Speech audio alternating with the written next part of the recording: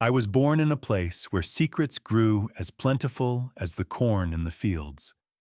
A small town with narrow streets and watchful neighbors, the kind of place where everyone knows your name and your business. In our little corner of the world, reputation meant everything. And my family. They were determined to maintain an illusion of perfection, no matter the cost. From the earliest days, I can remember I was cast as the villain in our family story. Every misstep, every failure was laid at my feet. My earliest memory of this burden is etched in the kind of pain that time can't erase. I was maybe 5 years old, standing in the kitchen on a sweltering summer afternoon.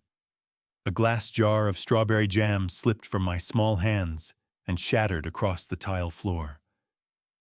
Before I could utter a word, I heard the thunder of my father's boots as he stormed in. His face twisted in rage. To him, that broken jar was not an accident by a clumsy child. It was proof that I was a walking disaster. "Look at this mess," he snarled, voice low and dangerous. "You can't do anything right, can you?" My mother hovered in the doorway, arms crossed, silent approval of his every word. In that moment, as I trembled and mumbled apologies, something inside me understood in my family's story I was to blame. For the shattered jar, for the inconvenience, for my father's temper, perhaps even for the sweltering heat of that day. It was a role I never auditioned for, but one I was forced to play. The scapegoat. As years passed, the pattern only grew more entrenched. When my older brother Daniel flunked his math test, our father's furious gaze landed on me. "Why didn't you help him study?" he barked. When the crops one year yielded less than expected from our small farm, I was berated for being lazy, for not weeding properly, even though I'd spent dawn to dusk toiling under the sun at my father's behest. If my mother burnt the roast for Sunday dinner somehow, it was my distraction in the kitchen that caused it. And if my father lost money after a risky investment, it was because my needs, school supplies, a new pair of shoes, had drained the family funds. Every misfortune had a simple explanation in our household. It was my fault. Being blamed so relentlessly does something to a child. At first, I protested, tears in my eyes, pleading that I didn't mean to do whatever I was accused of. But quickly I learned that defending myself only fueled their anger. I remember one night I dared to say, "That's not fair," after my mother accused me of tracking mud into the living room, mud I knew was left by our dog. Her response was a stinging slap across my cheek and an even more painful declaration. "Life's not fair, and you'd better get used to it, especially for troublemakers like you." After that, I spoke up less and less. I became a quiet shadow in that house, trying to be invisible, praying that if I was small and silent, maybe I wouldn't be noticed, maybe I wouldn't be blamed. But the quieter I became, the louder their accusations seemed to grow. In a perverse way, my meekness only painted a larger target on my back. My father would sneer at my silence, calling it guilt. "You see how he doesn't even deny it," he'd say to my mother or to my brother whenever something went wrong. "He knows he's to blame." Sometimes Daniel, emboldened by our parents' scorn toward me, would join in. He was older by 3 years, stronger, and desperate for our father's approval. If shifting blame to me earned him a nod or a rare word of praise, he'd eagerly pile on. I can still recall his smug grin the day he crashed our father's pickup truck into a ditch and somehow convinced Dad that I had distracted him from the passenger seat. I wasn't even in the truck when it happened, but it didn't matter. By supper time that evening, it was accepted as fact I had caused the accident with my careless chatter, and my brother's bruised ribs were my fault. It's a strange thing, the power of family myth. When those who are meant to love you paint you as the villain, you begin to see a distorted version of yourself in their eyes. I started to believe them. Maybe I was bad luck, I thought. Maybe I was inherently flawed. How else could I be the root of so much trouble? The town's whispers didn't help either. In a small community, whispers travel fast, and my family's narrative became everyone's gossip. I'd walk down Main Street to buy groceries and feel the shopkeeper's eyes on me with a mix of pity and suspicion. "That's the Thompson kid," I once overheard a neighbor mutter, not realizing I stood just around the corner of the aisle.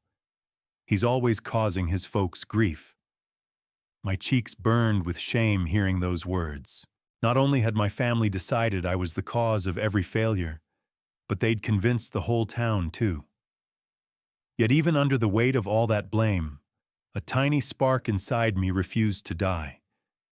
It was the spark of knowing the truth that much of what I was accused of was not my doing. I clung to that truth, quietly, nursing it like a timid flame sheltered, cupped in my hands. I couldn't speak it aloud, not without repercussions, but I whispered it to myself on the darkest nights as I lay on my thin mattress in the attic.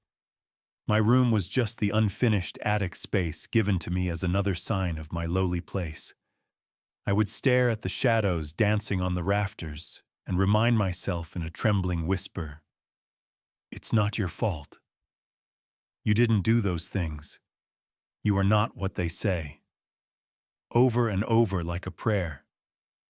Still, hope was a fragile thing in that house. Each day brought new accusations, new confirmations of my supposed worthlessness. It wore me down. By the time I reached my teenage years, I barely recognized the timid, hollow-eyed boy I saw in the mirror. I avoided my own gaze as if expecting to see the monster my family imagined me to be. In school, I kept my head down. I had few friends. How could I socialize when every afternoon I dreaded going back home, bracing myself for the next onslaught of blame and anger I poured myself into my studies books were my only escape. In stories, I could be anyone, anywhere, someone other than me. In the pages of library books, I found temporary refuge tales of heroes rising from obscurity, of justice prevailing over cruelty. I didn't dare dream that could be my life, but I cherished those fictional victories as if they were my own. Little did I know then, as a boy trembling in the attic and dreaming of escape, just how far from that small-town attic I would one day rise, and how the very family that chained me with blame would one day face chains of their own making. But before that chapter of retribution, there were many more pages of pain to turn. As I grew older, the injustices stacked higher, each one pushing me deeper into a well of pain. By the time I was 17, I had learned to anticipate the next unfair blow the way one anticipates the next strike of a boxer, knowing it will hurt, but never exactly how or when. Life at home remained a minefield. Each day I stepped lightly, cautiously, trying not to trigger an explosion of blame. But it was futile. If my mere existence was a crime in my family's eyes, then nothing I did could ever be right. One faint glimmer of hope came during my junior year of high school. My English teacher, Mrs. Callahan, praised my writing and gently suggested I apply to college.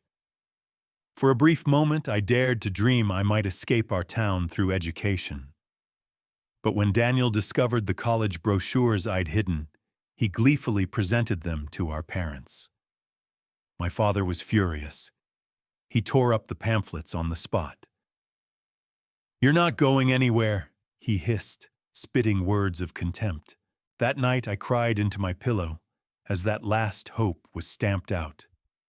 I was to remain their scapegoat and servant, it seemed, for as long as they could keep me under their roof. After that, the unfairness of it all began to fester inside me, turning into a raw wound. I became even more withdrawn, if that was possible. Days passed in a haze of duty and quiet fury. I toiled on our farm from dawn until school, then from late afternoon until my body ached at night. My father never missed a chance to remind me how lucky I was that he let me live under his roof. My brother took over my few small joys. If I was reading a library book, he'd snatch it away and mock me for being soft. If a rare friend from school came by, Daniel would regale them with exaggerated tales of my clumsiness and failures until I wanted to crawl under the floorboards. It felt like even the tiny sanctuary I'd built within myself was under siege. The last straw came one humid August evening just before the start of my senior year. I returned home later than usual from the library, my only safe haven, having spent extra time studying. As I approached our driveway, I knew something was wrong. The front door was ajar, spilling yellow light onto the porch. Inside, I heard raised voices, my father's angry growl, my mother's shrill interjections, and unexpectedly the stern tone of Sheriff Beckett. My stomach lurched. I hurried inside to find my parents in the living room, facing Sheriff Beckett, who stood with arms crossed. My father's face was livid, and my mother wrung her hands. "There he is," my father snapped as soon as I appeared, jabbing a finger in my direction, as if pointing out a criminal. I froze under the sheriff's gaze. "Luke," Sheriff Beckett said, not unkindly, but firmly. "Where were you this evening?" Confusion mingled with fear. "At the library, studying," I answered quietly. Before the sheriff could respond, my father cut in, voice dripping with sarcasm. "The library, huh, liar?" "Try again, boy." I blinked in bewilderment. I had told the truth. Sheriff Beckett cleared his throat. "Son, the grocery store on Pine Street was broken into an hour ago. Witnesses saw someone about your height and build running from the scene. Your brother says he noticed you sneaking out after dinner. We just need to ask you a few questions." It felt like the walls of the room were closing in. Pine Street Grocery, old Mr. Sawyer's store, had indeed been on my route home, but I hadn't seen or heard anything unusual. Realization struck cold. They were blaming me for a burglary.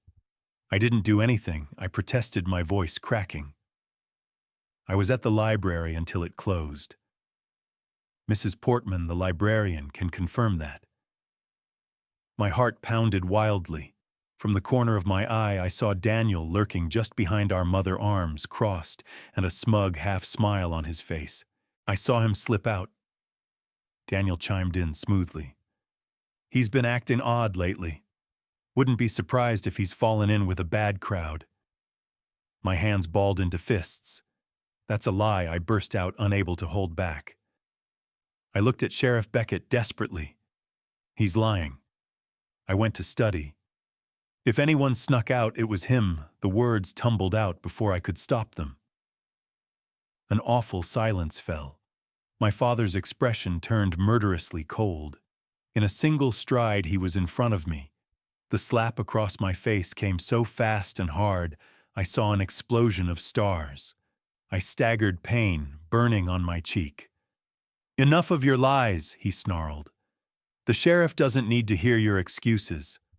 I tasted blood where the inside of my cheek cut against my teeth. Sheriff Beckett shifted his weight, eyeing me with a disappointed frown. Perhaps he wasn't fully convinced of my guilt, but the united front of my family was persuasive. In our small town, the Thompson family had a reputation to uphold, and I was the perpetual troublemaker in their narrative. The sheriff let out a heavy breath. "Mr. Thompson, since nothing major was stolen and you say you'll handle it, I'll leave this with you." "Luke," he looked at me. "Consider this a warning. Next time it won't be just a talk." He tipped his hat and stepped out into the night, leaving me shaking in fury and despair. The moment the door closed, my father's fist crashed into my stomach. I doubled over with a wheeze as white-hot pain shot through me. "You little piece of garbage," he hissed, grabbing the front of my shirt. "Making me look bad in front of the sheriff, trying to pin your crime on your brother." He shoved me and I fell to the floor, ribs screaming in pain. "We ought to let you rot in a cell," he growled, kicking my side so hard I gasped. My mother stood by, arms crossed, saying nothing. Daniel watched from the hall, satisfaction written on his face. To them, this was justice. At last my father stepped back, chest heaving. "Get out of my sight," he said in a low, dangerous voice. "Go on. Upstairs? If I see you again tonight, I swear I won't be responsible for what I do." Shaking eyes, blurred with tears I refused to shed, I stumbled up the stairs to the attic. Every step was agony. I collapsed onto my thin mattress, biting down on my hand to muffle my sobs.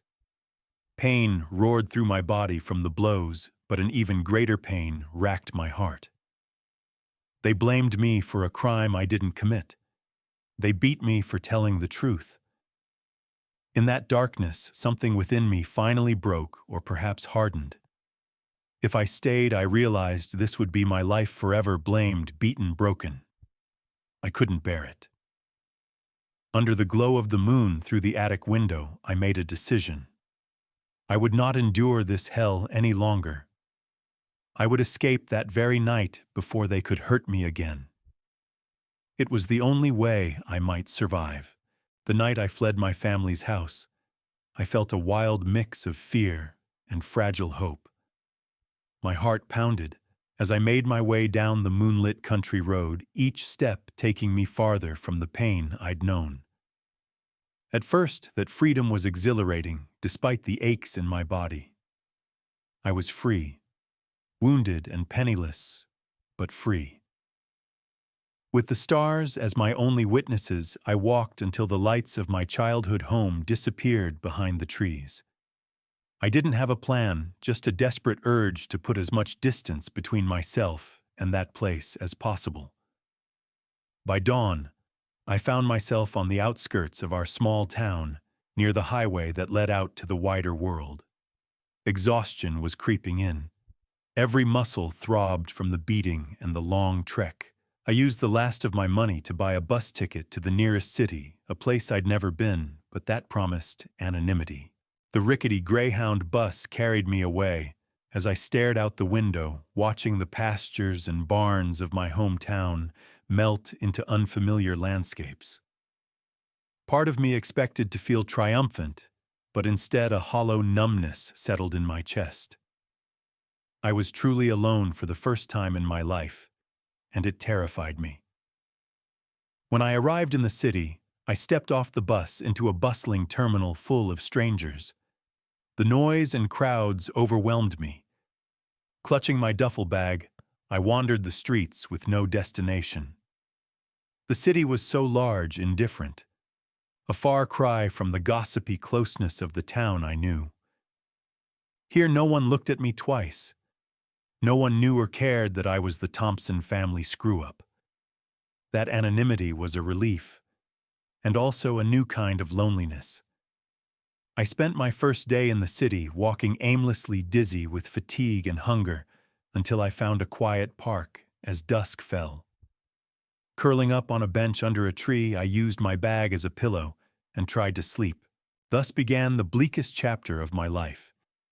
In the days that followed, I slipped into a world I had only seen from afar, the world of the destitute and homeless. My meager $32 didn't last long, a couple of cheap meals, a second-hand coat from a thrift store when the nights turned unexpectedly cold, a few bus fares across town searching for day labor work. Soon I had nothing but pocket lint and an empty stomach. Hunger became my constant companion.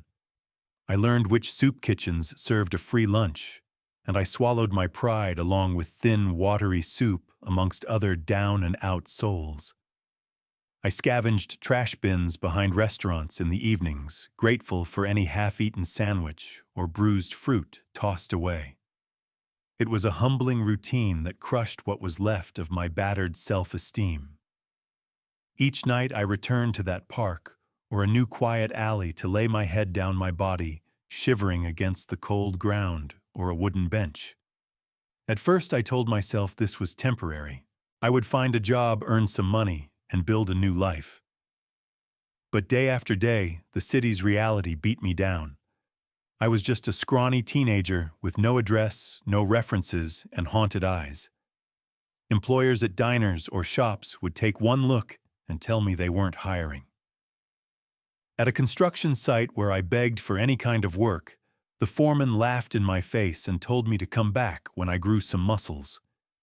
Each rejection felt like confirmation of everything my family had drilled into me, that I was worthless, destined to fail. Weeks blurred together. I lost track of the days.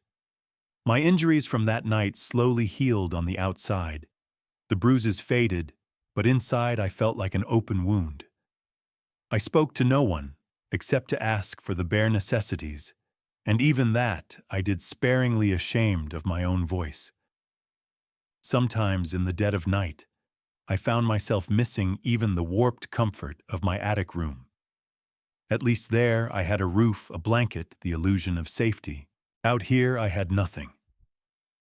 One especially brutal night stands out in my memory as the absolute bottom. It was late autumn by then, and an early cold snap had hit the city. I hadn't eaten that day. The shelters had been full and the soup kitchen closed early.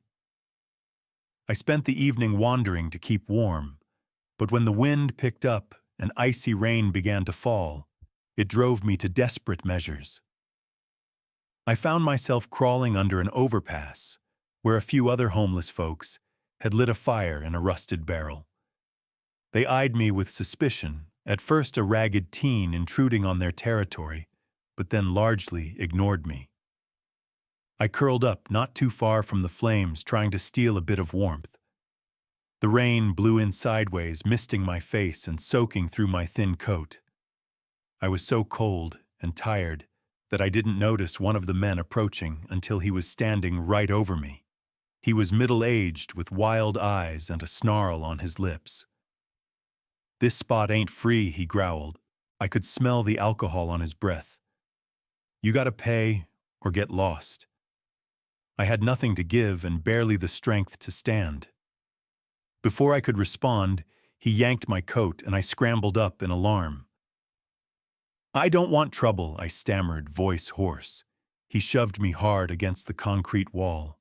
Too late, he hissed. I'll never forget the flash of a knife blade in the firelight. My heart nearly stopped. Perhaps it was instinct or plain desperation. As he lunged, I twisted away, tearing out of his grasp. He managed to slice the air by my shoulder, barely missing flesh, but shredding the strap of my bag. I ran. I ran as hard as I could into the storming night, the man's curses trailing behind. I didn't stop until I was back in the neon-lit streets, drenched to the bone breath, hitching in terror. No one in the city even glanced at a soaked, shivering kid running past. Their indifference cut almost as deep as the knife could have. That night I found a recessed doorway in a quiet part of downtown and collapsed there. Cold water dripped from my hair and clothes pooling around me. I huddled with my knees to my chest, teeth chattering uncontrollably.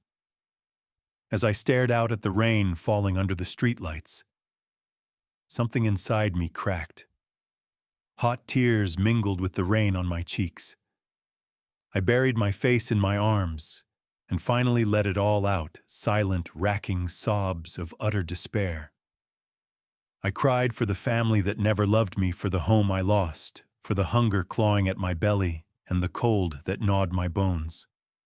I cried because I felt truly, completely alone, and I didn't know if I would survive to see spring. In that moment, I felt sure that perhaps it would have been better if I had never been born at all.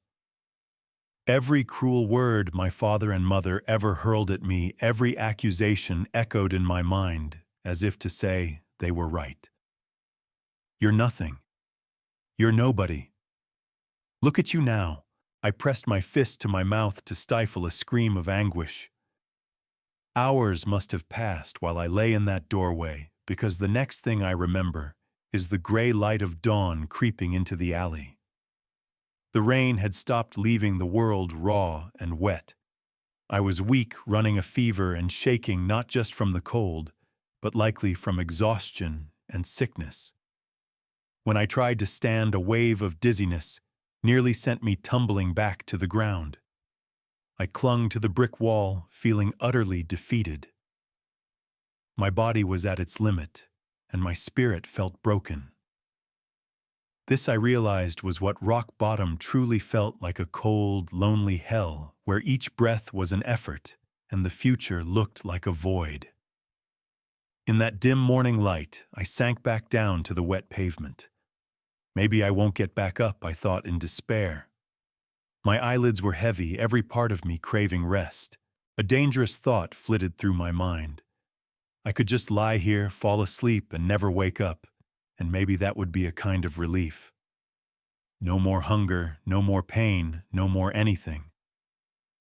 I closed my eyes, tears slipping down my face. I waited for the darkness to take me. I awoke to warmth and the smell of fresh bread. For a disoriented moment, I thought I was dreaming.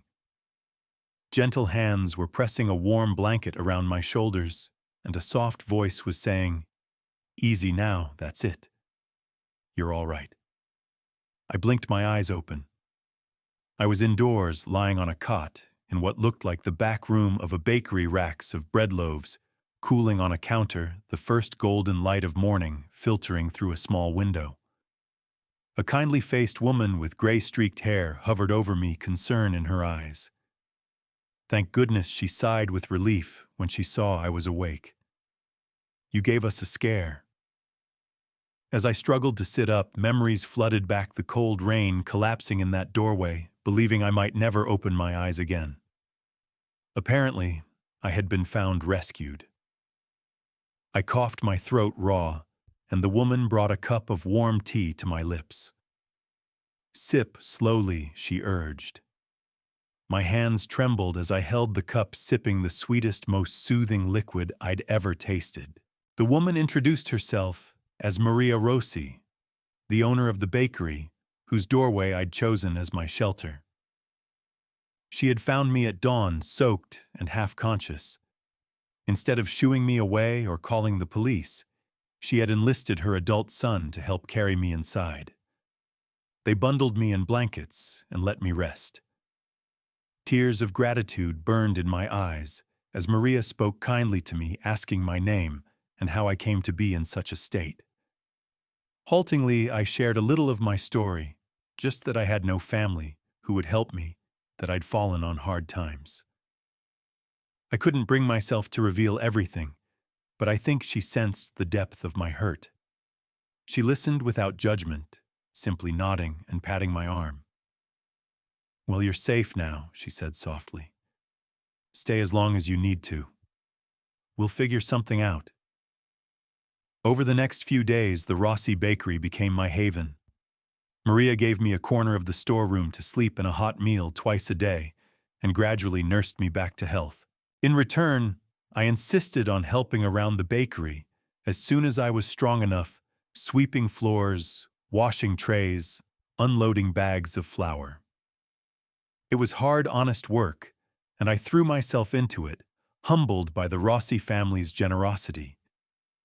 Maria's son Marco was a quiet man in his 20s, who would simply nod approvingly when I completed a task.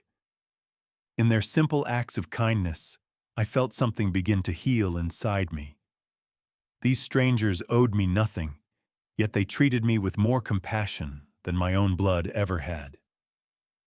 One evening after closing, as I sat at a small table kneading dough, Maria was teaching me to make rolls. She noticed the paperback book that never left my side.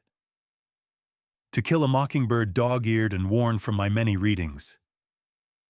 "That was my daughter's favorite book," Maria said gently. Her daughter, I learned, had passed away some years ago, which perhaps explained the motherly care she showed me. We talked about the novel, about justice and moral courage, and I found myself admitting I always admired Atticus Finch. The way he stood up for what was right. I used to think maybe I could be like that somehow. Fight against injustice. I laughed bitterly, catching myself. Crazy idea, huh? I couldn't even finish high school. Maria's eyes met mine, warm and unwavering. "It's not crazy at all," she said. "You're smart, I can tell. And you have a good heart." Life has been unfair to you, but that doesn't mean you can't change your path. Her voice had a gentle fierceness. If you want to pursue something, school, a career, I'll help you however I can. You're not alone anymore, Luke. Those words broke through something in me. You're not alone anymore. I had been alone for so long, I'd accepted it as my fate. Now hope dared to flutter in my chest. That night I lay awake on my cot, the smell of yeast and sugar in the air, and allowed myself to imagine a future one in which I wasn't just surviving, but actually living. My thoughts returned to the idea that had flickered when talking to Maria fighting injustice. What if I could someday become a lawyer, like the hero of my beloved novel? The notion felt distant, almost absurd for a homeless dropout. But the more I turned it over in my mind, the more it ignited a small flame of determination in my heart. The turning point in my life came into sharp focus the next morning. True to her word, Maria helped me take the first steps. She accompanied me to a local community center and spoke with a counselor about my situation. With her support, I enrolled in a GED program to earn my high school equivalency diploma. During the days, I continued to work at the bakery, saving up what little money Maria insisted on paying me. In the evenings after we closed shop, I studied in the front cafe area, nose buried in textbooks the counselor lent me. It wasn't easy re-entering the world of equations and essays after months on the streets and chaos at home before that, but I attacked my studies with a ferocious resolve. Each math problem I solved, each practice essay I wrote felt like a tiny reclaiming of the person I'd almost allowed myself to lose.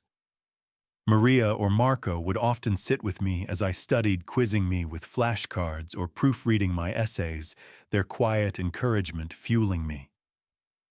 On the harder nights, when my old fears crept in whispers of, "You'll fail, you'll never be good enough," echoing from the recesses of my past, I would remember Maria's steady words, "You're not alone," and I'd push through. Months later, I passed the GED exams with flying colors. I'll never forget the day the certificate arrived in the mail at the bakery. Maria hugged me tight, flower dusting both of us, and Marco clapped me on the back with a rare grin. It wasn't just a piece of paper. It was my ticket to another chance. With that success bolstering me, I dared to take the next leap, applying to college. Mrs. Callahan, my old high school English teacher, had given me such hope once. I decided to reach out to her. With some effort, I found her contact through the school. When I called, her voice on the line was startled and overjoyed to hear I was alive. She had feared the worst after I disappeared. I gave her a condensed version of my journey, and she didn't press for details beyond what I was comfortable sharing. When I told her I wanted to go to college and study law, she became my fiercest supporter. Over the next few weeks, she helped me navigate college applications and even wrote a glowing recommendation letter, focusing on my writing talent and perseverance. It's amazing how when one person believes in you, it can start a chain reaction.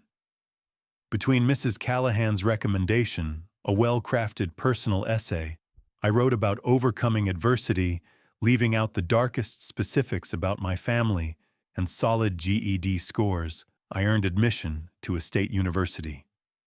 Better still, I secured a needs-based scholarship and a small grant enough to cover tuition and basic living expenses. The day the acceptance letter came, I sat on the bakery steps and cried tears of joy, clutching that letter like a lifeline. Maria stood in the doorway, smiling proudly, as if I were her own son.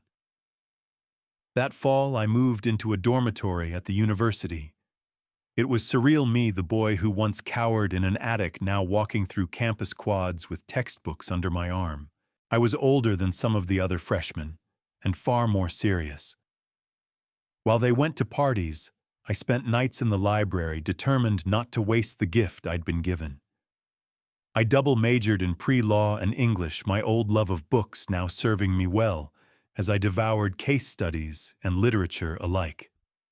I also worked part-time jobs between classes and on weekends tutoring library assistant anything to cover what the scholarships didn't. Years passed in a blur of hard work and incremental victories.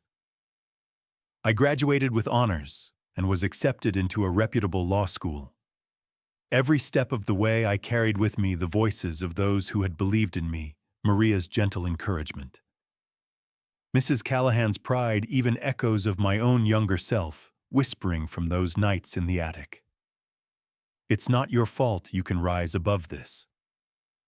I had legally changed my last name when I turned 18, taking on a new identity to symbolically break from my family's shadow. With each achievement, I felt that old identity, the scapegoat, the failure, falling further behind. Law school was grueling, but by then I had forged myself in the fires of adversity. I knew how to endure, how to adapt and fight for what I wanted. I poured myself into my studies of justice, fueled by a personal understanding of injustice that few of my peers could fathom. In the back of my mind, I often thought of people like Sheriff Beckett, who had taken my family's word over mine, or of kids like me who had no one to defend them. That drove me onward, shaping me into the kind of lawyer I wanted to be, one who championed the truth. After passing the bar exam, I found work as a public defender in the city. It wasn't glamorous or high-paying, but it allowed me to stand up for those who had nowhere else to turn. Every time I argued on behalf of a client who'd been written off or blamed unjustly, I felt I was quietly rebelling against the narrative my family had tried to write for me. I was proving case by case that they were wrong about me. I could have stayed a lawyer my whole career, but an unexpected opportunity arose several years later. A local judge in my circuit retired, and I was encouraged by colleagues to apply for the position. At first I hesitated. I was still fairly young for a judge. But the idea of presiding in a courtroom, of ensuring fairness from the bench itself, appealed deeply to my sense of justice. I applied, and to my astonishment, I was appointed to fill the vacancy. At the age of 36, I became one of the youngest judges in the state. The day I first sat on the bench and was addressed as Your Honor, I felt a jolt of pride and a somber sense of responsibility. I wished Maria could have been there to see it. She had passed on a year earlier, but not before I visited and thanked her one last time. I carried a photo of her and Mrs. Callahan in my coat pocket that day, silent witnesses to how far I had come. From a destitute runaway deemed worthless by his own kin, I had risen to a position where I could dispense justice. It felt like I had finally climbed out of the abyss and into the light. Yet in that light, the shadows of my past still lingered at the edges. I had not spoken to my family since the night I fled. I occasionally heard snippets through the grapevine of my old town how my father and brother were doing. I learned that my father's health was declining and that Daniel had taken over most family affairs. There was talk of a business venture they'd launched and some whispers of unsavory practices, but I had no details. I tried not to dwell on them, focusing instead on my new life and the principles that guided me. Still, there were moments late at night in a quiet office or after a long trial day when I would recall my father's sneering voice or my brother's smug grin, and I'd feel that old anger simmer. I never acted on it. Simply enduring and succeeding felt like revenge enough most days. Little did I know, fate was not done with the Thompson family. A storm was brewing back in that small town, one that would bring my past and present hurtling together. All the pain, all the blame and lies I had endured would soon come full circle. The opportunity I never thought I'd get to stand in judgment of those who once condemned me was on the horizon, and I would be ready for it. Years had passed since I'd even spoken my family's name aloud. I had tried to bury their existence in the past, but fate had other plans. One crisp morning, not long after I donned the robes of a judge, I received a letter at my chambers that would ignite the slow-burning fuse of my revenge. The letter was written in a neat, familiar cursive. As I read the sender's name, Evelyn Callahan, my heart skipped. Mrs. Callahan, my old high school teacher. We'd kept in touch sporadically since my college days, exchanging holiday cards and the occasional letter. But this envelope felt different, heavy with urgency. Her letter detailed a crisis unfolding back in my hometown. My father and brother, it seemed, had started a small investment firm a few years prior, promising locals they would develop a new housing complex on the edge of town. They took money from friends, neighbors, even retirees like Mrs. Callahan, who invested a chunk of her pension, all lured by the promise of hefty returns and the sheen of hometown pride. But the housing project was a sham. The funds disappeared, siphoned into my brother Daniel's and father's pockets, while the promised homes never materialized. Now the investors were left with empty fields and emptier wallets. Rumors of fraud and lawsuits were swirling. In her letter, Mrs. Callahan expressed not only her personal heartbreak at being swindled, but also her worry for others who lost far more. She wrote, "I recall you once saying you fight for justice. I hate to impose, but we need guidance. Many here don't trust outsiders, and your father has been intimidating people to keep quiet. If there's anything you can do." I sat at my desk for a long time after reading that letter, hands trembling slightly. My initial reaction was white-hot anger, not just at what they had done, but at who they had done it to. These were their neighbors, their community, and even the teacher who had tried to help me escape their grasp. True to form, my family hadn't changed. They had only expanded their cruelty from me to anyone they could exploit. I thought of Mrs. Callahan's kindness and how she had believed in me when no one else did. The idea that my father and brother took advantage of her stirred a protective fury in me that I hadn't felt in years, and beyond her, dozens of hard-working townsfolk had been deceived and robbed. I knew I had to act, but I had to do so carefully. As a judge, I couldn't directly offer legal advice or representation. I had to remain impartial in any official capacity. But there were other ways to seek justice. That very day, I cleared my afternoon schedule and quietly drove out to my hometown, a place I hadn't set foot in since I was a teenager. As my car rolled down the familiar main street past the old grocery store, Mr. Sawyer's place now shuttered, and the school, I felt like a ghost returning to the scene of his death. People on the sidewalks looked at my face through the windshield without a glimmer of recognition. Why would they recognize the boy they last saw as a scrawny troublemaker, and a man who carried himself with the authority of the bench? My new name and the passage of time had rendered me a stranger here, and that suited my purposes. I met Mrs. Callahan at her modest house on Walnut Lane under the pretense of being an out-of-town lawyer she'd consulted. On the phone, I hadn't revealed my judgeship or true identity, only that I was a legal professional willing to help. When she opened the door, I saw the worry etched in her gentle face turn to relief at the sight of me, even though she knew me as Mr. Lucas, the surname I'd adopted. We sat at her kitchen table and she spread out documents, pamphlets of the fake housing project receipts of her investment, and letters from a few other victims who were ready to take action. She apologized for burdening me and mentioned others were too afraid to come forward. Apparently, my father had been going around town calling the potential lawsuit slander and hinting that he'd ruin anyone who tried to make it official. Listening to her, I kept my emotions tightly in check. I reassured her that she'd done the right thing contacting me. "Those who cheated you must be held accountable," I said evenly. She had no idea the double meaning in my words. She looked down at her trembling hands and whispered, "Raymond, your father, he always cared so much about his reputation. I never thought he could stoop to this, but I guess I shouldn't be surprised."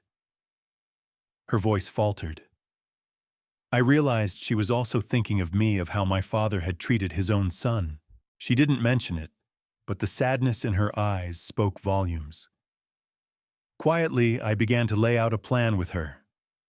First, I connected Mrs. Callahan and the other defrauded townsfolk with an old law school friend of mine, a sharp attorney named Greg, who worked in consumer fraud. I phoned him that evening and explained the situation in broad strokes, omitting my personal stake. He agreed to take the case and represent the investors in a lawsuit against Thompson & Son Development, the flashy name my father and brother had given their venture. Greg filed the paperwork within a week, moving swiftly to prevent my family from shifting assets or fleeing. As expected, my father and brother reacted with outrage and panic once they were served with the lawsuit. I knew this not only from Greg's updates, but from whispers around town during my discreet visits. Apparently, they had been caught off guard. In their arrogance, they never imagined the simple folks they swindled would actually fight back, much less hire a capable attorney from the city. My father's first move was predictably brash. He organized a town meeting at the church, trying to portray himself and Daniel as the victims of a smear campaign. He spun lies about how he had been cheated by outside contractors, and that the money was just tied up, not stolen. He even dared to insinuate that this whole legal charade was the work of malicious individuals out to destroy his family. At one point, I'm told he alluded to his wayward son, who had vanished years ago, sowing the idea that perhaps I had a hand in this to get back at them. Hearing that nearly made me break my cover and confront him then and there. The gall of using me as a scapegoat yet again, this time to deflect his own criminal actions, was almost too much to stomach, but I held back, trusting that truth would speak louder in court than his bluster in a church hall. Still, his bluster had effects. Some townspeople, swayed by his long-time standing in the community, or perhaps fearful of crossing him, hesitated. A few plaintiffs wavered, considering withdrawing from the suit. One evening, a brick was thrown through Mrs. Callahan's front window, with a note calling her a liar and urging her to drop the case. She was shaken but unharmed. When I visited her the next day, she tried to downplay the incident, but I saw the anxiety in her eyes. My father was resorting to intimidation, a tactic I knew well from my youth.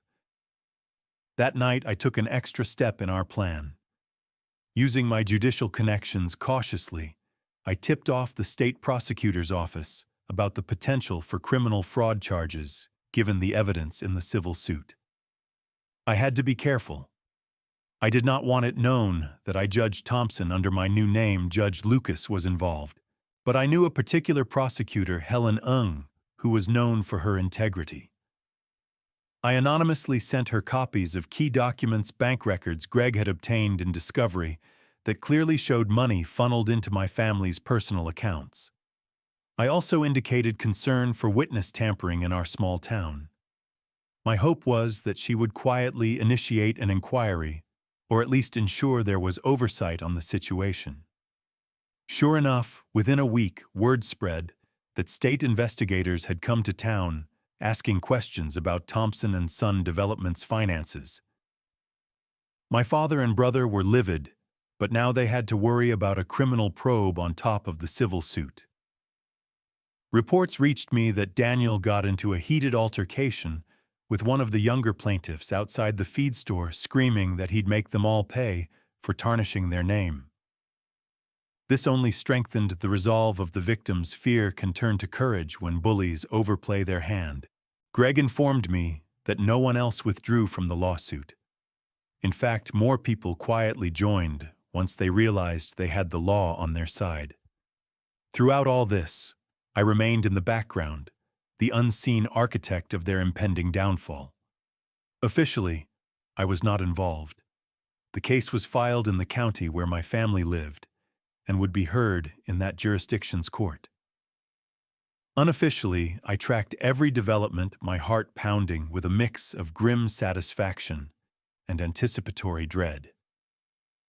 I had to ensure that when Judgment Day came, I was in a position to see it through. By a twist of fortune or perhaps destiny, the county where the suit was filed was within the circuit I presided over. There were two other judges who could have been assigned the case, but one recused, due to a conflict he was distantly related to one of the plaintiffs, and the other was overburdened with a criminal trial backlog. I knew the assignment might fall to me. When I saw my docket updated with Callahan et al. V. Thompson and Son development, a surge of adrenaline coursed through me. There it was, black and white. My family's fate neatly scheduled for trial in my courtroom in a month's time. They would be facing the law and me head-on, though they didn't yet realize who that Honorable Judge Lucas presiding over their case truly was. In the weeks leading up to the trial, I prepared meticulously. I reviewed every motion and brief every piece of evidence that Greg and his team submitted. I maintained my professionalism, externally treating it as I would any case, but privately each fact was vindication. The bank ledgers showing the flow of money to my brother's offshore account, vindication. The signed affidavits from contractors that no real building work had ever been commissioned, vindication. The plaintiff testimony excerpts from elderly investors who lost their life savings, heartbreaking, but also vindication. My family's pattern of deceit was laid bare on paper for the court. This time, they would not be able to pin their misdeeds on me or anyone else. I often stayed late in my chambers long after the courthouse emptied, poring over the details, ensuring no procedural misstep could derail the trial. Occasionally, I would catch my reflection in the window, a man in judge's robe's jaw set in determination, and I would think of the boy I had been cowering before these same men's wrath.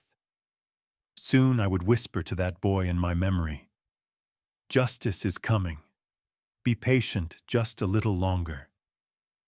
The night before the trial, I scarcely slept. I wasn't nervous in the typical sense. I had presided over numerous cases by now, but this was different. This was personal, no matter how much I cloaked it in impartiality. Alone in my quiet home, I opened an old box that I kept tucked away in a closet. Inside was a faded photo of me as a child, beside my mother and father, an image from a happier time before their resentment consumed them. Looking at my father's youthful, confident face and my brother's playful grin back when we were just kids playing in the yard, I felt a pang of sorrow for what could have been. But that past was irrevocably gone, and they had chosen their path. "You brought this on yourselves," I murmured as I placed the photo back and closed the box. When morning light finally filtered through my bedroom curtains on the day of the trial, I rose, donned my robes, and steeled myself. It was time. Time to execute the plan that had been set in motion with a single desperate letter. Time to see my family answer for their actions under the rule of law, my law. They thought they would be facing merely a judge and some unfortunate litigants. They had no idea that they would, in fact, be facing the very person they had scapegoated and discarded, the one who had every reason to want to see them fall. As I walked into the courthouse that morning, nodding to clerks and attorneys assembling for the day's cases, I felt the weight of years lifting from my shoulders. Step by step, I had guided this outcome to fruition.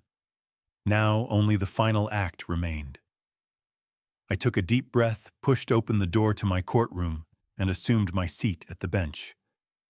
My gaze drifted to the counsel tables where the plaintiff's team was arranging their files, and beyond them to the defense side, still empty, but soon to be occupied.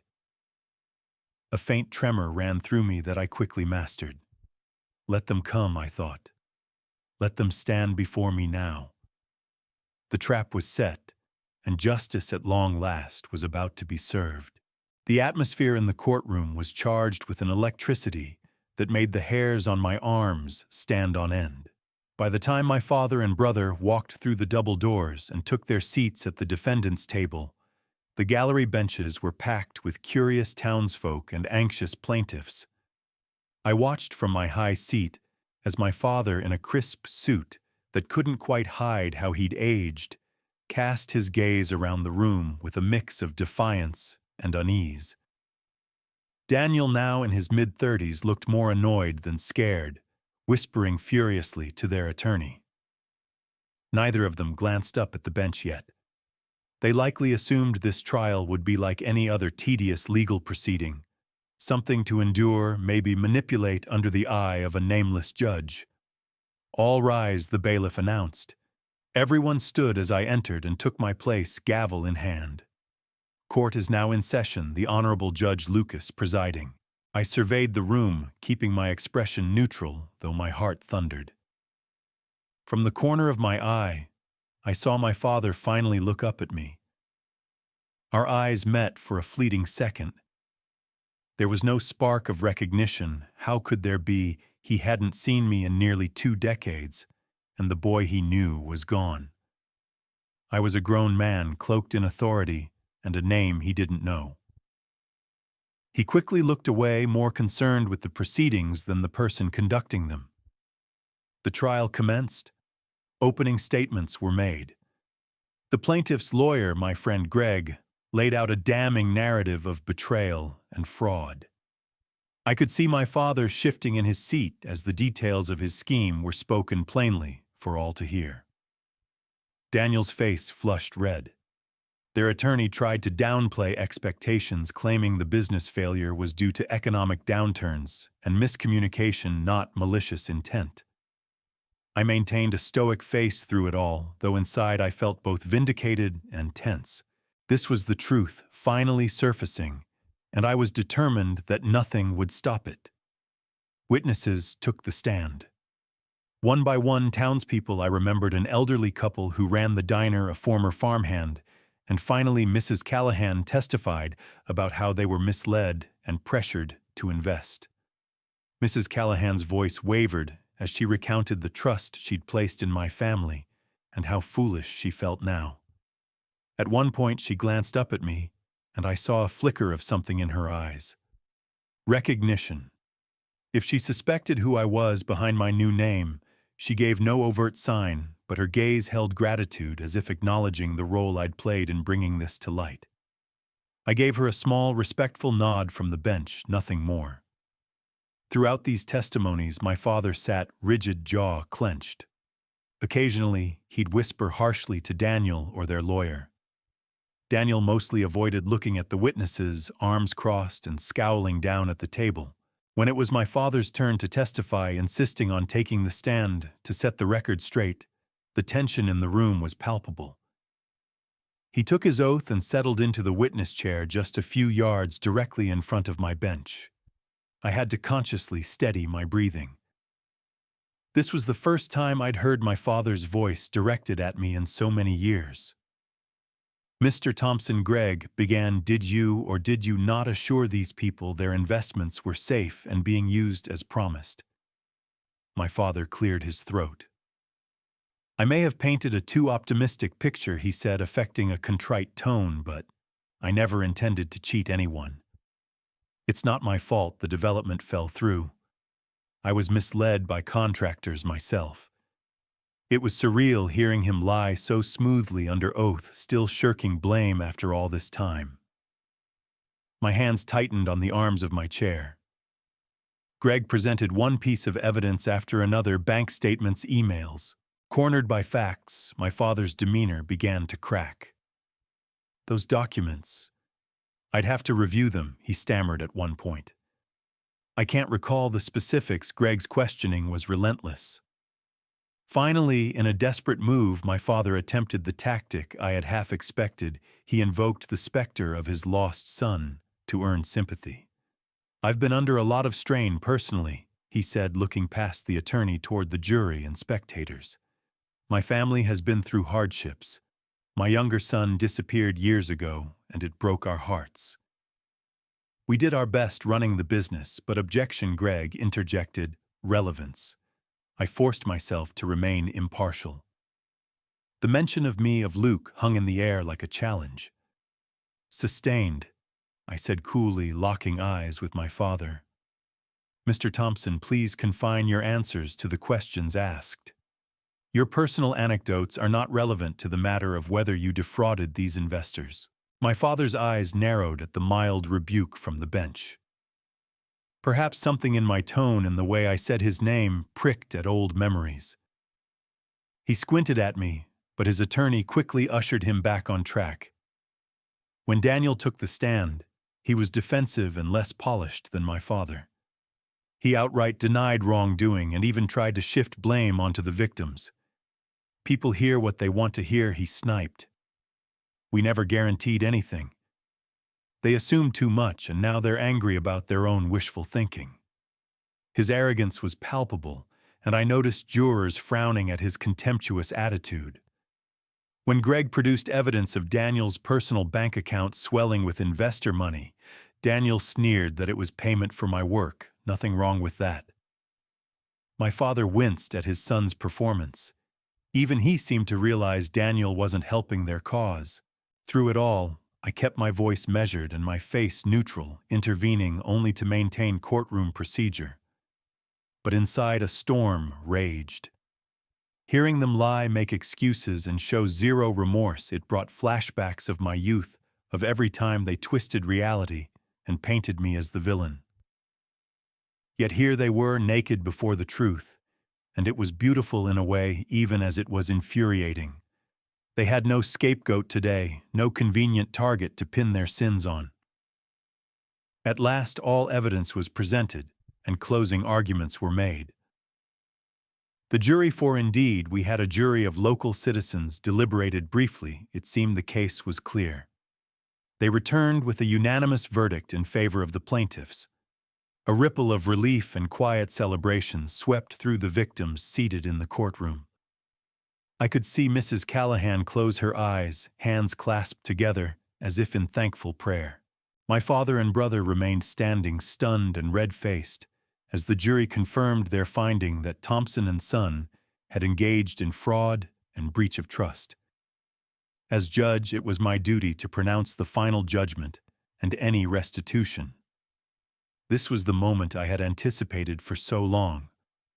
I felt a certain gravity as I directed everyone to stand while I delivered the verdict's formalities and my remarks.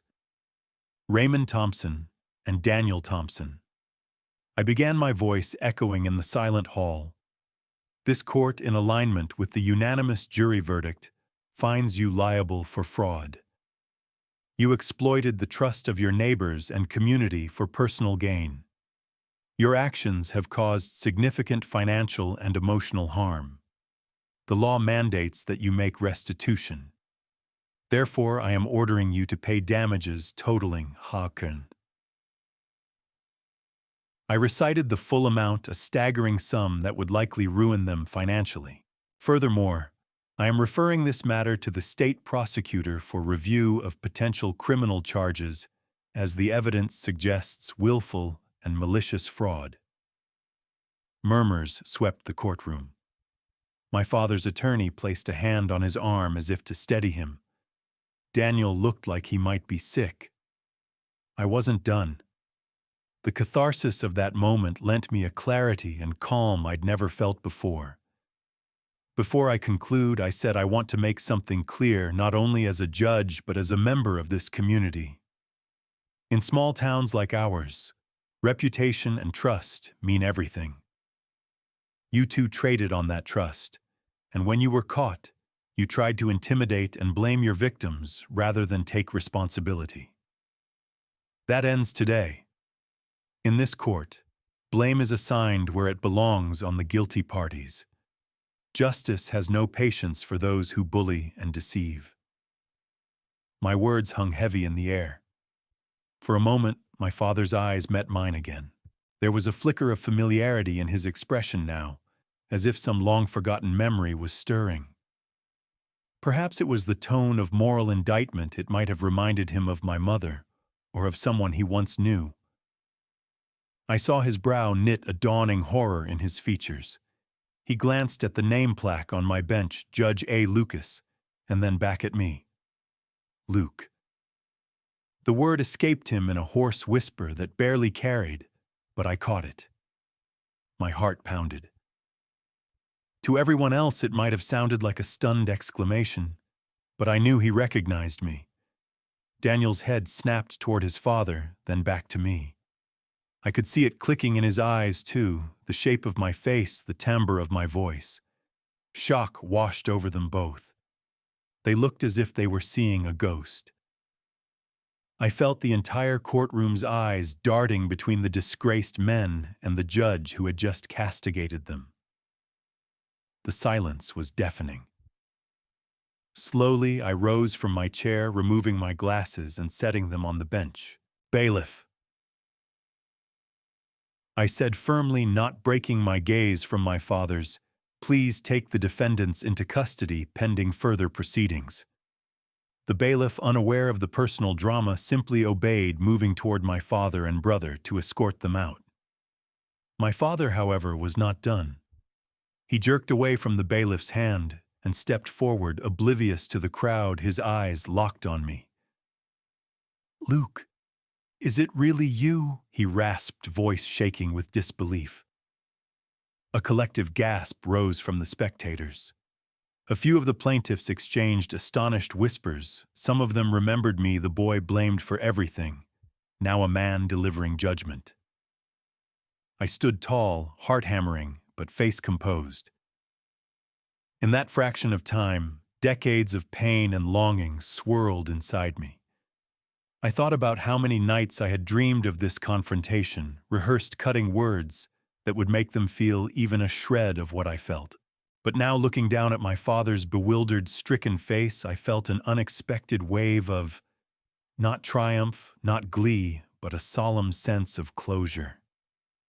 "Yes," I said, my voice clear and steady, "it's me." My brother's face contorted with confusion and anger. You set this up," he spat out. "This whole damn trial. You did this to us." I regarded Daniel coldly. He looked so much like the bully I remembered, yet smaller somehow in his outrage. "No," I replied calmly. "You did this to yourselves. I simply ensured that justice caught up with you." The bailiff moved to restrain Daniel, but he shook him off, stepping forward alongside my father. Both of them were in the center of the courtroom aisle now, all decorum forgotten. My father's face went through a range of emotions: shock, disbelief, and then astonishingly indignation. "This isn't justice," he snarled, voice rising. "You're our son, my son.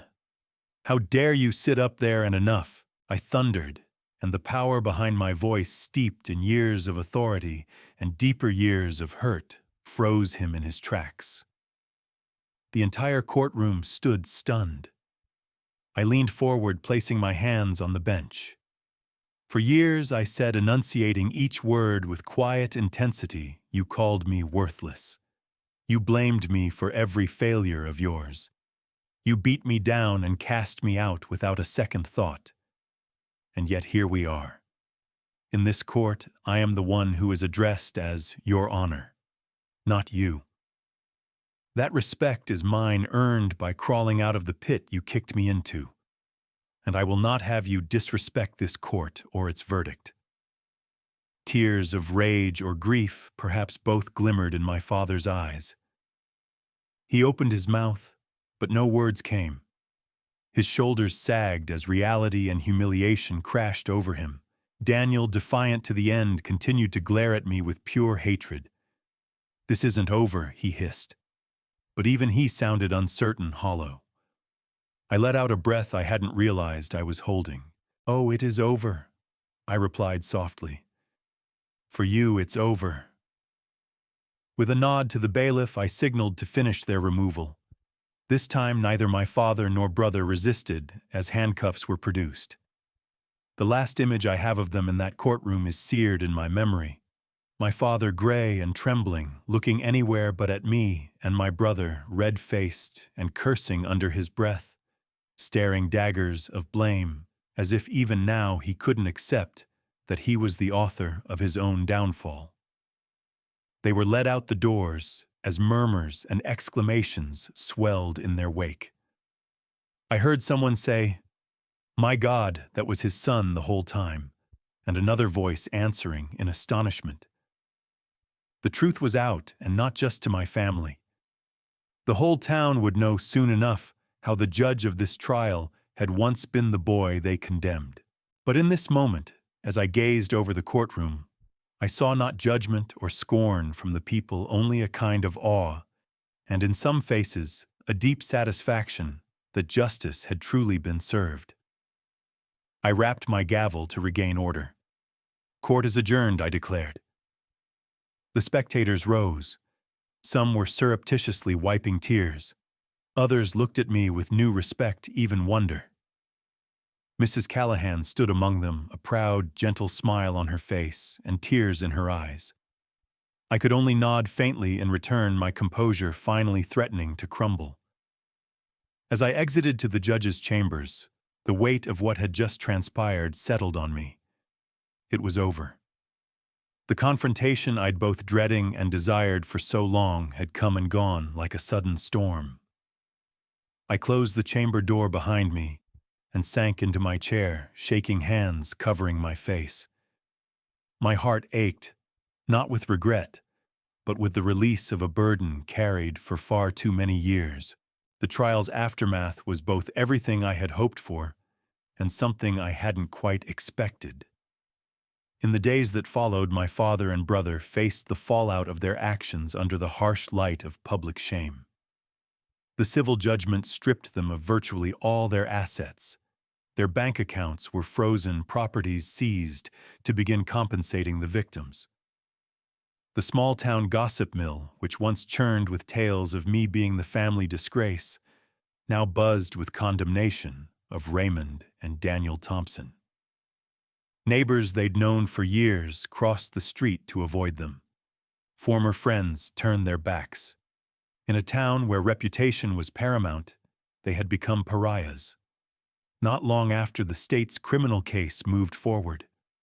Armed with the evidence from the trial, prosecutors charged my father and brother with fraud and embezzlement. Rather than face a lengthy public criminal trial with a mountain of evidence against them, they eventually pled guilty in exchange for a more lenient sentence. The day they were led away in handcuffs to begin serving time in state prison was the day the last of their influence and pretense of respectability crumbled. I'd be lying if I said I took no grim satisfaction in seeing justice thoroughly served. I did. And yet, standing on the courthouse steps after their sentencing, I found myself strangely hollow and reflective. Yes, they had reaped what they sowed, every bit of it, caused by their own actions, with no scapegoat to shoulder the blame. Yes, I had my vindication.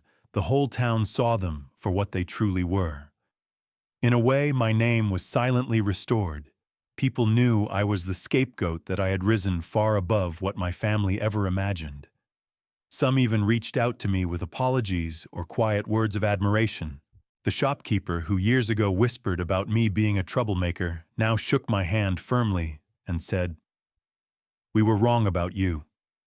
Even Sheriff Beckett, retired and grizzled, sent a message through a colleague conveying his respect. In the court of public opinion, I had been redeemed. But what I hadn't expected was the complex knot of emotions inside me once the adrenaline of revenge began to ebb. I had won in every sense, yet I didn't feel the pure triumph I once imagined. Instead, I felt a profound sadness mingling with my satisfaction. Sadness for the family that could have been for the father and brother who chose greed and cruelty over love, and who were now broken men because of it. My mother wasn't there to see any of it. She had passed away some years before I learned a stroke. I wondered if she died believing the lies they told, or if in her final moments she regretted how she had stood by and allowed the abuse and blame to continue. I would never know. In a way, I was grateful she didn't witness the public disgrace of my father and brother. Perhaps it was a mercy for her. One rainy afternoon, a few weeks after the sentencing, I received an envelope at my office addressed in a shaky, familiar hand. Inside was a short letter from my father written from prison. My breath caught as I unfolded the paper. His words were uncharacteristically humble, scrawled in unsteady penmanship, "Dear Luke, I doubt I have any right to write to you, but I feel I must. I have had time here to reflect on my life, and I realize I have been the author of my own downfall. No one else. Not the neighbors, not your mother, not you, me. All my life I blamed others, especially you, for my mistakes and shortcomings. I told myself stories to avoid my guilt. But now those lies ring hollow. Seeing you, standing in that courtroom wearing that judge's robe, I was forced to see the truth. You survived and became so much more than I ever believed you could. And I was wrong. About everything. I don't expect forgiveness. I know I don't deserve it. But I want you to know that I am sorry. I am sorry for the pain I caused you, for the blame I heaped on you that you never deserved. That is a weight I will carry for the rest of my days. You owed us nothing, yet you gave this town justice. You gave me justice too, even if it means I live my last years behind bars. Perhaps it is the only fitting end for a man like me. I hope that you find happiness and peace. You are a better man than I ever was. Sincerely, Dad Raymond. I must have read that letter a dozen times, tears blurring the ink by the end. In all my years of imagining how this saga would conclude, I never considered an apology from my father as a possibility. I sat alone in my chambers for a long time, the letter trembling in my hand. His words were the closest thing to redemption he could offer.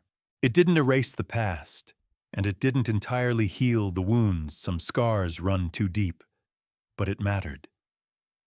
It was as if a long-standing weight I hadn't even realized I still carried was gently lifted off my shoulders. I wrote back only once. I told him I appreciated his letter. I told him I forgave him. It was not a flowery or emotional reply, just a few sincere lines. But as I signed my name, I felt something loosen inside me, an old knot of anger and hurt unraveling at last. Forgiveness, I realized, was as much for my sake as for his. By forgiving him, I was really letting go of the hold that pain had over me. News from my brother was scarce. Daniel had taken his punishment, bitterly blaming everyone but himself, true to form. In prison, he got into fights, tried to scheme his way into special treatment, and generally made life difficult for the guards. I heard through the grapevine, old contacts in the legal system, that he remained defiant, insisting the case had been rigged, that I had set him up. He was consumed by the very blame and denial that started this whole tragedy. Perhaps in time he would come to grips with reality as our father did. Perhaps not. His fate was no longer my concern. I had done what I could, justice had been delivered. What he chose to do with his life from then on was up to him. In our hometown, life slowly moved forward. The plaintiffs, many of whom recovered at least part of their savings from the seized assets, publicly thanked me. I became something of a quiet hero in the community, though that was never my aim. On my next trip back to the town, this time openly as myself, I was greeted with warm handshakes, even hugs from people who had once whispered about me. It felt strange, but also healing to finally replace those old poisonous memories with kinder ones. I visited Mrs. Callahan at her home, and we shared a cup of tea as we talked, not about pain or revenge, but about how I might help set up a scholarship fund for local kids in need, funded in part by my family's restitutions. Turning the wrongdoing into a right for others felt like the proper final act in this story. As for me, I continued my work on the bench with a renewed sense of purpose tempered by humility. My secret was out, but instead of undermining my credibility, it seemed to strengthen it in the eyes of those who knew. They had seen firsthand my integrity in handling my own family's case until the very end. Technically, I should have recused myself from that trial the moment my identity became known. But by then, the verdict was rendered, and no party contested my involvement, likely because the evidence was overwhelming, and my family knew an appeal would be futile. In the end, I was not censured or criticized. If anything, the powers that be quietly praised how I navigated an unprecedented situation. It's not a scenario any judge expects to face, but life has a way of defying expectations. Was there a cost to my revenge to orchestrating this reckoning? In the darkest years, the cost had been my innocence, my sense of belonging. But I reclaimed those by confronting my past head-on. I realized that revenge in its purest form wasn't what drove me, it was the pursuit of justice. That's what had guided me through law school, through each case I took on, and ultimately back to that courtroom facing the people who had hurt me most. Justice more than vengeance set me free. In the end, I did not lose myself in the process of getting even. I found myself. I saw that I could take the pain inflicted on me and turn it into something good and right. The cost of confronting that pain was high, but the reward was reclaiming my life and story from those who tried to twist it. Standing one evening on the old farmhouse property that had once been my prison, now repossessed and slated to be sold, I felt a calm closure. The sun was setting over the fields, casting long golden light over the quiet land. I remembered myself as a small boy in that yard, staring at these same sunsets with sorrow and longing to escape. I wished I could reach back through time and tell him, "Hold on. You will get out. You will rise above all of this." Since I could not, I simply stood there a while honoring that memory and the journey from there to here. As I turned to leave, I realized that the anger I'd carried for so long was gone. In its place was a sense of peace and hard-won wisdom. My family's downfall was their own doing, and at last they owned that burden, not me. And I, the boy who had been blamed for everything, had finally stepped out from under their shadow. Looking back now, I almost can't believe the path my life has taken. I began as a boy who felt utterly powerless and unloved, blamed for things I never did. I carried those wounds for so long through lonely nights on park benches to the hallowed halls of justice. But with perseverance, a bit of kindness from others, and an unwavering resolve to seek the truth, I transformed my pain into purpose. There's a saying that the moral arc of the universe is long, but it bends toward justice. In my case, that arc spanned decades. It dipped into despair and rose into hope, and in the end, it delivered justice not only for me, but for those harmed by my family's deceit. I won't pretend it was an easy journey, or that revenge alone brought me peace. What truly brought me peace was the truth, uncovering it, facing it, and finally being free to live in it. I sometimes visit the small town where all of this happened. Not out of bitterness or triumph, but to remind myself how far I've come. I see familiar faces that now greet me with warmth. I see kids at the school where Mrs. Callahan still volunteers children who might be struggling in their own ways, and I make sure the new scholarship fund in my family's name helps them reach their dreams. Life has a way of coming full circle. The boy who was denied a chance now gives chances to others. The man who was shown no mercy now chooses mercy and forgiveness as his guiding lights. If there's one thing I hope you take from my story, it's that no matter how bleak and unjust your circumstances may seem, you are not defined by the cruel words or actions of others. I was once the scapegoat, the outcast, the kid who everyone thought would amount to nothing. But inside me, as inside each of us, there was a quiet strength waiting to be ignited. Sometimes it takes just one person to believe in you or one moment of courage on your own part to start changing everything. For me, it was a kind baker extending a hand, a dedicated teacher's encouragement, and the inner decision that I deserved better than the life I was given. I remember in my darkest moments feeling like the world was irredeemably cruel. I wondered if I'd ever escape the shadow that was cast over me, or if I even deserved better. But if there's one thing my journey proves, it's that circumstances can change. The people who put you down don't get to write your ending, you do. It may take time and the road might be unimaginably hard, but hold on to that small light inside you. Seek out those who treat you with kindness and respect. Build your own community of support, no matter how small. For me, it was one person, then two, then a whole network of folks who helped me see my worth. Over time, that made all the difference. Today, I live a life filled with the kind of respect and dignity I used to only dream about. I have dear friends, my own chosen family, who know my past and stand by me. I've even opened up to them about the ugliest chapters of my life, and in return, I've found acceptance and understanding. These days, I mentor young law students and volunteer at a youth center on weekends.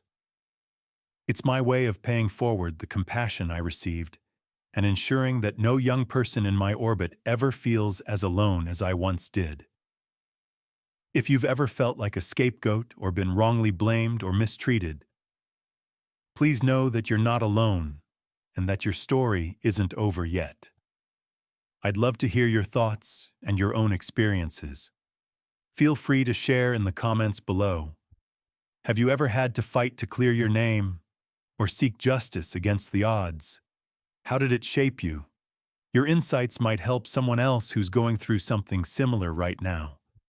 And if my journey struck a chord with you, please consider sharing this story.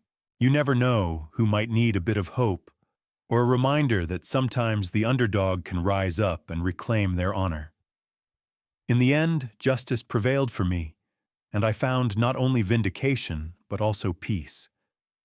I hope my story inspires you to find your own peace, and to never stop believing that one day the truth will shine through.